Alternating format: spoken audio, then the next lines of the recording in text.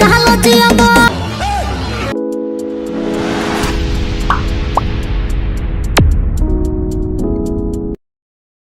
हमरा ढोरी में चाय जदी पियबो। अच्छा खोल के पहले ढूंढिया दिखाओ तो कि कितना गोहिड़ बा।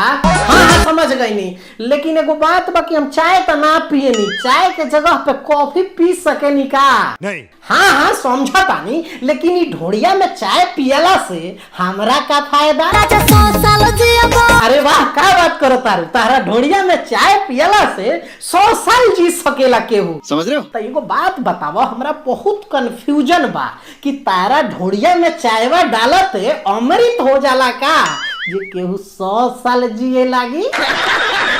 अरे डार्लिंग सुना है ने, गलती से गरम चायवा नीचे ढुलुक गइल तो तारा मशीनिया के का होई?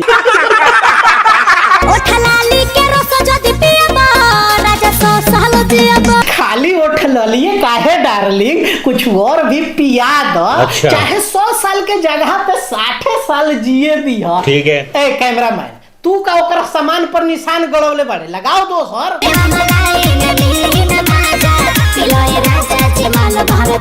ई बात तो एकदम सही कहलू कि ताहरा सामने मेवा मलाई कुछ ना बा। क्या बात कर रहा है? लेकिन एगो बात बतावा, हई 34 32 36 देख के ताजा तो नइखे लागत। यही नहीं, अभी और सुनिए। फिर भी पावे खातिर का करे के पड़ी? अरे डार्लिंग लुगा का कछियो सिएला तैयार बानी। रुको जरा, अपना जवानी के जन्म कुंडली पर एक बार मोहर मारे दो।